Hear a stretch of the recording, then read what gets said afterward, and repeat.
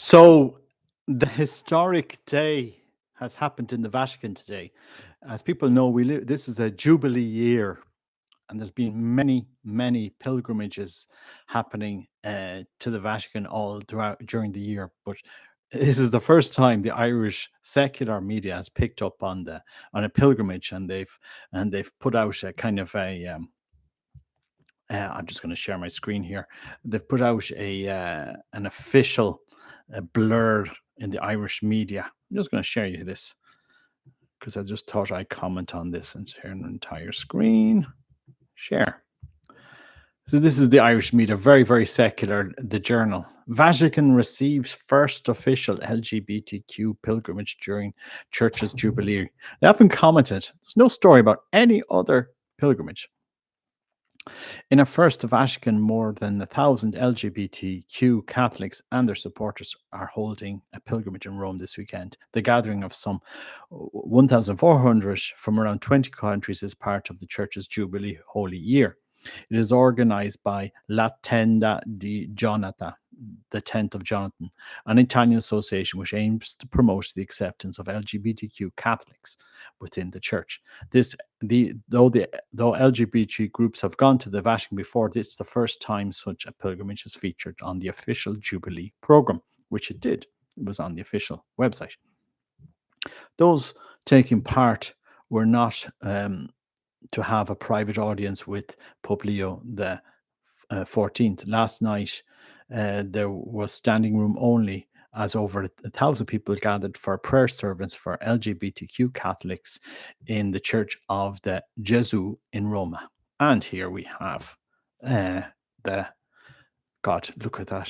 What have they done to the sanctuary there? Anyway, something new agey. Recovation in full force.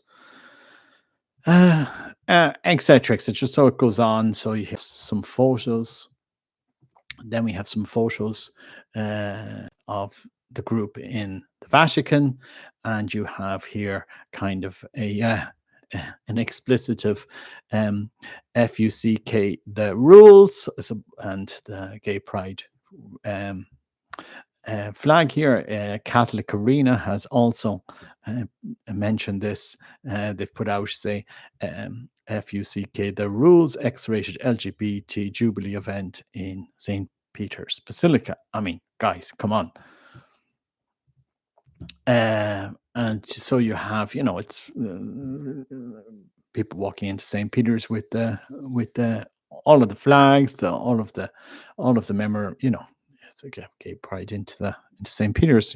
That's what it is. There's no other way to say it. You have Pope Francis there, etc. So, historic day, etc. Photos and all of the LGBT stuff there. Look, guys, what are my thoughts on this? I'm just going to stop sharing here for a second.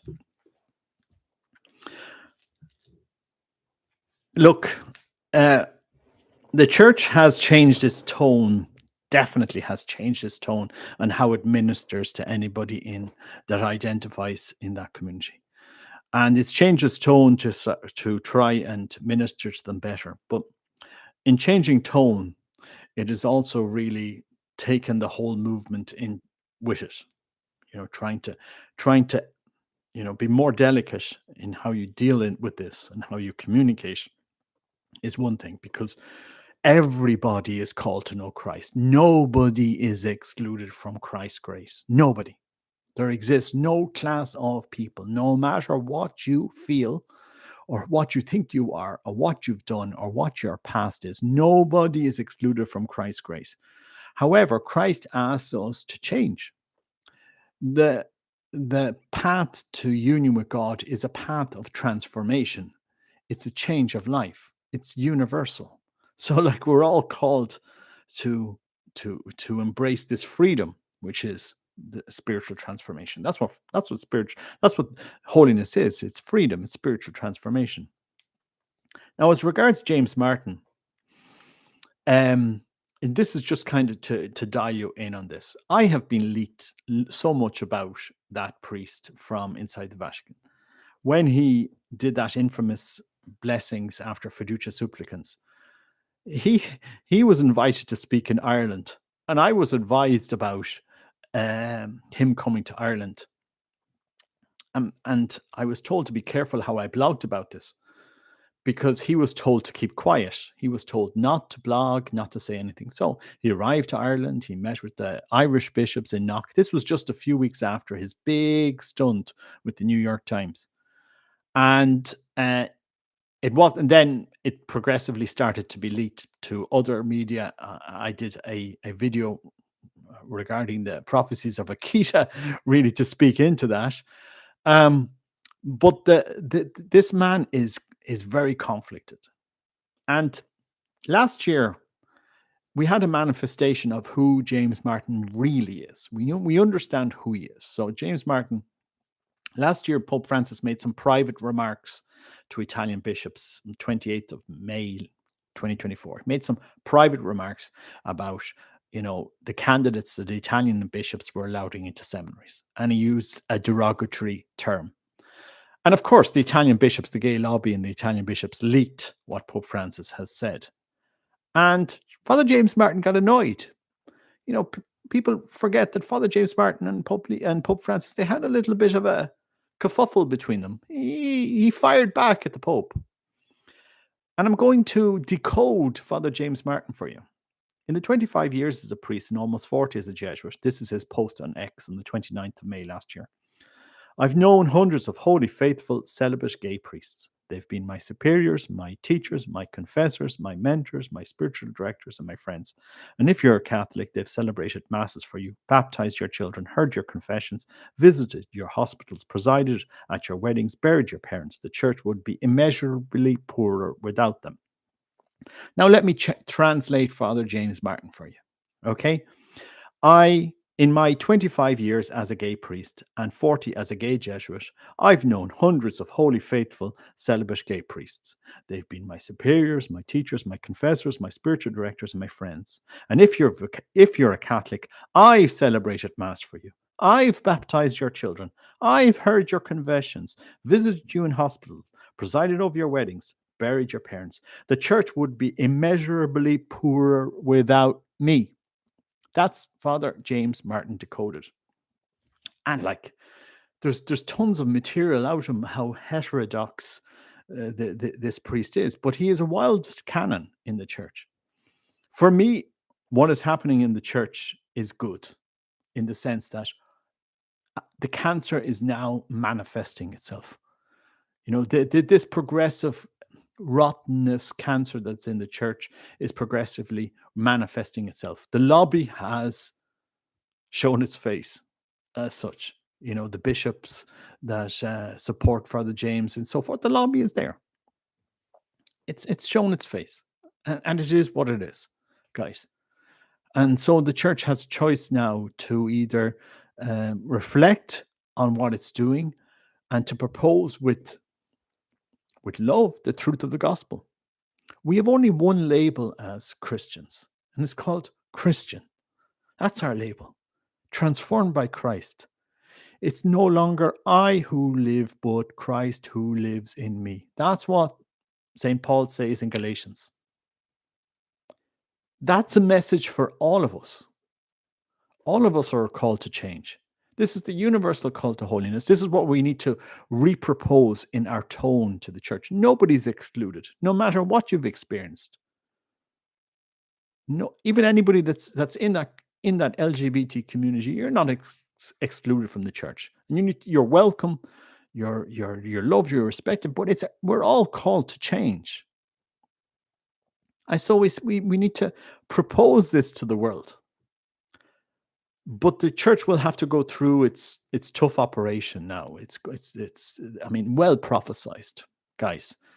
It's not like we haven't been prepared for these times, and this is the times we live in. And so we need to pray as the mystical body of Christ goes through its Calvary, as the church is crucified. And that's really what is happening now. We have a crisis in faith. We have a crisis in catechesis. We're unable to offer the gospel to the world because we're afraid of the world. Oh, you're anti this, you're anti that. And that's basically, guys, that's in a nutshell where we are at the moment. And the lobby has come out of the closet. That's simply it. The lobby has finally come out of the closet. They are openly there in the church. There's a there was a private meeting in the States that somebody recorded. I don't know where it was. It was, but at a priest's retreat, and it was very revealing what was said in private at that meeting, because the lobby has fully come out of the closet now, guys. The danger here is deep, and it's profound in the church, that we're not able to proclaim the truth with uh,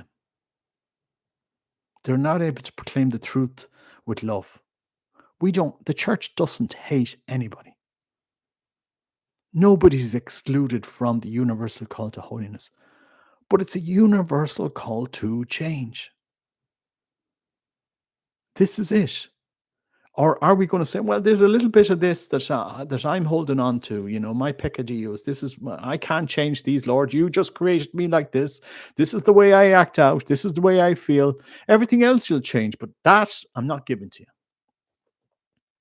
you. Lord, you're not omnipotent anymore. Your grace is not sufficient for me. I'm in a special group where your grace can change certain things in our way of acting. And so we'll walk into the Vatican with a bag over ourselves, protesting, and say, FUCK the rules, in that group with Father James, and they know it. You can protest all you like against God's laws, but God created us for Him, created us man and woman. That's my thoughts on this whole thing. For me, it's positive that finally the lobby is out of the closet, and finally we know who yous are. Well done. The modernists have won the day. That's true. The truth. The church is governed by modernism. Modernism has won the day. The next step on this modernist project will be, declericalization, synodality, guys. We have to be synodal church. We need to put synodal into everything. Synodal this, synodal that, synodal that. Yeah, God, yes. Go along with your synodal. I'm not signing up to any synodal church. It's interesting, Father James Martin. He's a very interesting person, and anytime you question him, it's amazing. Sometimes in his talks, you hear him saying, well, those that criticize me, they don't have their sexuality integrated. They're closeted this or closeted that. I said, oh, it's just kind of interesting how he deflects his arguments away. But look, it's good we know who these people are. That's all I say. I think it's a good thing in the church that we know we can call out the opposition for what it is, and that's really why is it historic? Well, it's historic because of the media. That's really, the media will milk this, but it's again the Vatican needs to wake up here.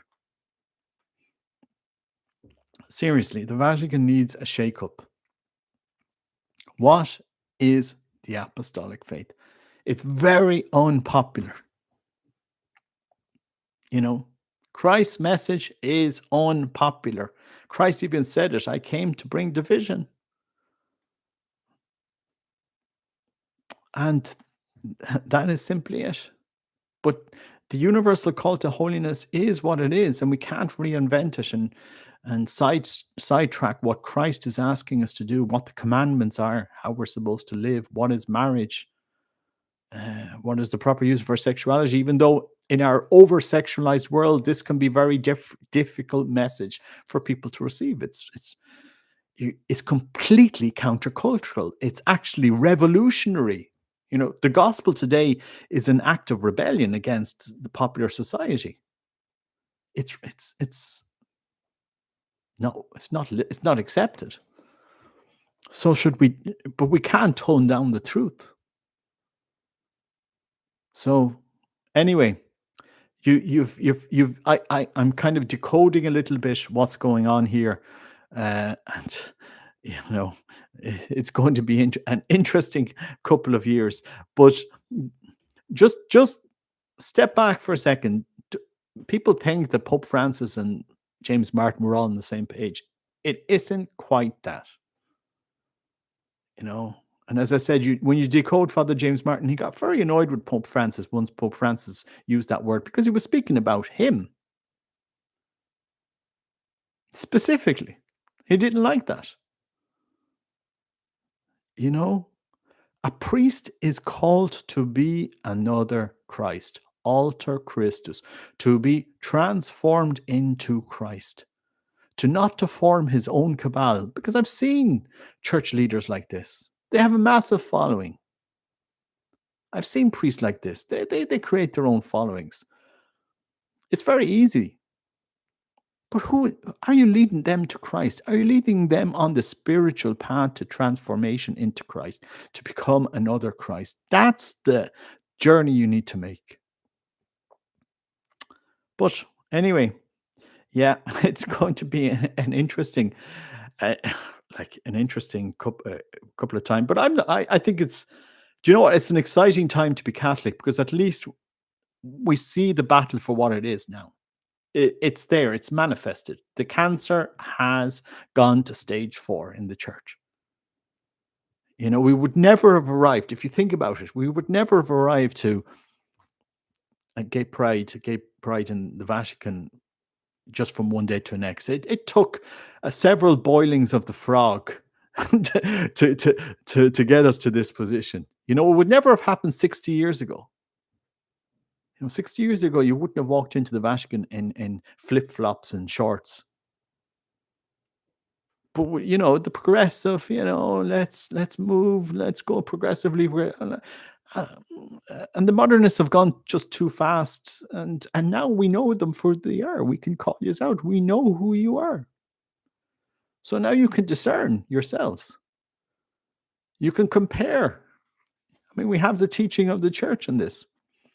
Look, I'm not here to condemn anybody or judge anybody. If anybody is part of that group, my heart goes out to you. But grace is freedom. The spiritual life is freedom. The cross is freedom. The true cross is freedom, not the cross that they were bringing in there, all painted up in colors. You know, the spiritual life is freedom. That's simply it. And don't be afraid. Don't sell Christ short. Don't say to Christ, "No, Lord, you can't change this in me or that in me. Your grace is not sufficient for me. I'm created differently to everybody else. Those people change. I can't change. Sorry, Lord. No, I just am the way I am. I have these urges, and I just want to live this life that's different to the, so you can't change that. Sorry. Closed shop. Grace, you know, in this part of my life, grace doesn't shine at all. Well, then it's not a universal call to holiness, is it? We are selling Christ short to the world, and we're afraid to propose him. You know, that's my thoughts on it. Again, I have people close to me that are gay that I know, you know, so it's not like, and I'm very conscious when I blog that I always blog with love, that I'm never here judging you or hating. I don't hate anybody ever. But there is a secret in the spiritual life, and that secret is Christ's transformation. And while it can be hard to accept sometimes that we need to change, once you start in that process of transformation, you know Christ, your life is transformed. And I think if we offered this anew to the world, people would see the amazing truths of our faith. Nobody's excluded from Christ, but we need to turn to the one true faith during this time of crisis. But sadly, the church will need to go through its operation because it now has stage 4 cancer. And that's the reality, guys. You need to know where you are in at this moment in time in the church. The prophecies are plenty. They have spoken about this time very clearly. And so we shouldn't be anxious. We shouldn't be afraid. We shouldn't be annoyed or pointing fingers. Now is the time to be saints. Now is the time to unite to ourselves with Christ and to stand with Saint John at the foot of the cross while, you know, the successors of the apostles have run in fear. We shouldn't be afraid to propose the gospel to the world. But, the church will need to go through its passion, and that's simply it. That's not just me saying it. That is the whole landscape of Catholic prophecy altogether. Maybe not every prophecy is true, but it does speak of these times. And I mean, guys, who would have thought about we would live in these times? You know, it's really it's really incredible when you think about it. I know people are annoyed. Look, don't get annoyed. The Lavender Mafia, it's good for, in my view, that the Lavender Mafia has come out of the closet. I think it's about time that we know yous. No point in keeping them there in the background. People have spoken about the Lavender Mafia. Now they've just manifested. Now they're there. Oh, now we know who you are. And you'll be surprised where the different parts of the church you find them in. We need men and women of God. We need people to speak to us about God, your experience of God. When I hear some of the nonsense that gets preached in Irish churches and Irish novenas, even in our local shrine, I say, guys, wake up. Wake up. Give people Christ. Don't be afraid to give them Christ. I mean, we have this whole nonsense of the season of creation at the moment. And yet, what's the most precious thing that God has created? The child in the womb, the baby. We never speak about the destruction of that creation. But we're very vocal about the bees and the birds and the mosquitoes and the trees and the environment and all of this and the water and la la la. Yeah, but look, the church needs to go through its operation because the stage 4 cancer is what it is. Modernism has won the day. That's the simple truth of it. Don't. And again, don't judge Pope Leo on what some people are saying, because James Martin is a liar. He lies. You have to understand who he is and how they're trying to manage this guy. He is a wild card in the church. Don't, as I said, his tweet after Pope Francis offended him reveals everything. It reveals everything.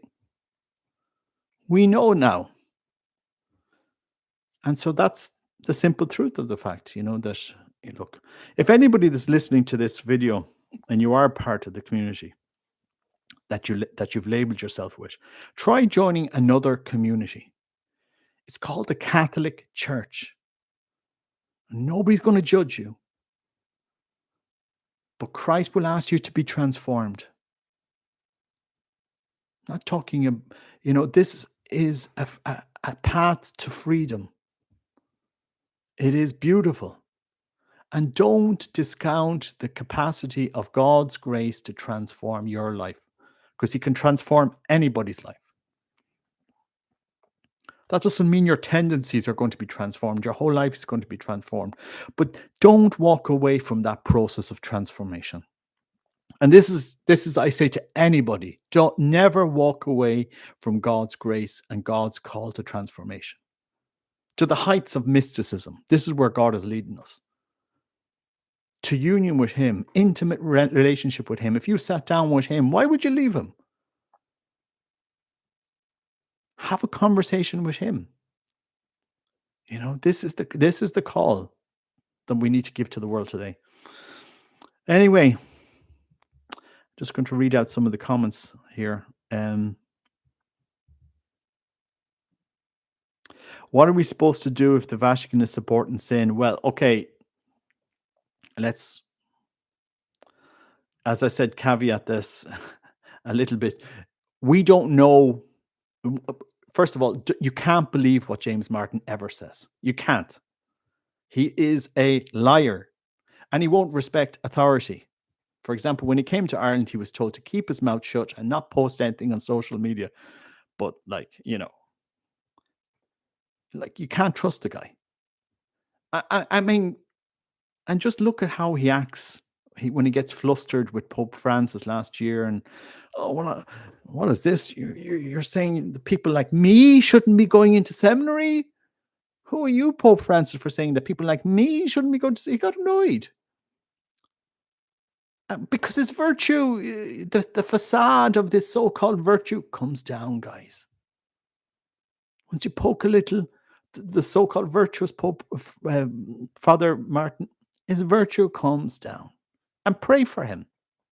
Again, someday he could be a great saint. He said, could be, but not the way he's going at the moment. No, simply it. Like you're selling the gospel short.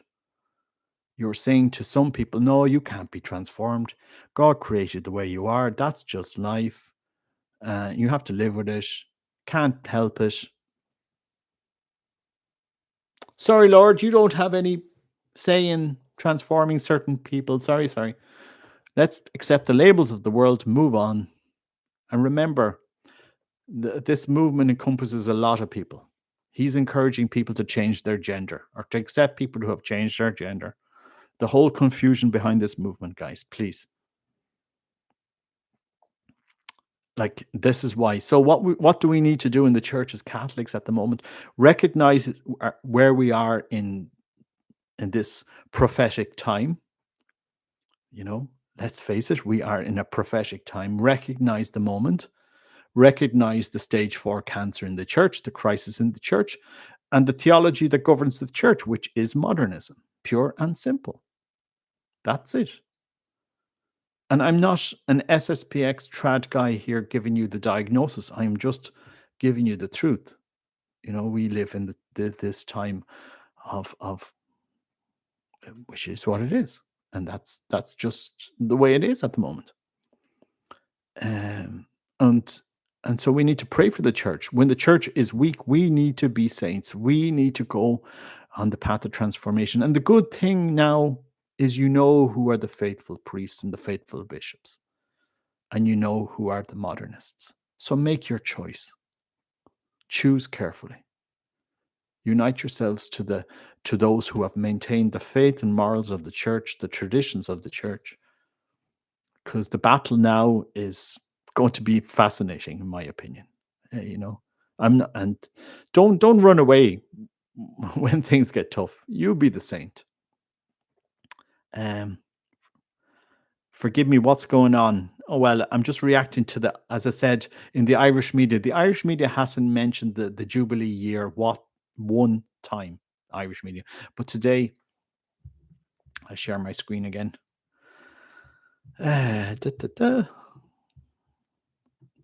But today, as I said, Vatican receives first official LGBTQ pilgrimage to Rome. And so James Martin gets and the group had F the rules written over them in their shorts and their bags, and the LGBT flag. And as I said, Catholic Arena says F the rules, X-rated LGBT Jubilee event in St. Peter's Basilica. That's what's going on today, guys. That's what was allowed into St. Peter's, with their flags, with their and anyway, this is what's going across all the media. So look, look, as I said very clearly, I don't hate anybody. But are we going to bring every ideology into our church? What will it be next? And I think we should propose one label for Catholics. We only need one label for Catholics. It's called Christian. And as I said, I echo what St. Paul says. It's no longer I who live, but Christ who lives in me. Christ is our label. Christ is our model. That's who we need to propose. Very simple. Back to basics. But we need to pray now as the church goes through her Calvary, as she will be crucified, as the mystical body is crucified. This has been well prophesied. You know, the operation has to happen after stage 4 now has manifested itself, you know, not just with this, but with other things in the church. Our new synodal church that we're supposed to convert to. And I will never be part of a synodal church. Never in my life will I ever sign up to a synodal church. And my advice to you is never to get involved with that nonsense, which is what it is. The destruction of the faith, the hostile takeover of the Catholic Church, as Cardinal Muller himself has said. That is my take on it. But anyway, yeah, but look,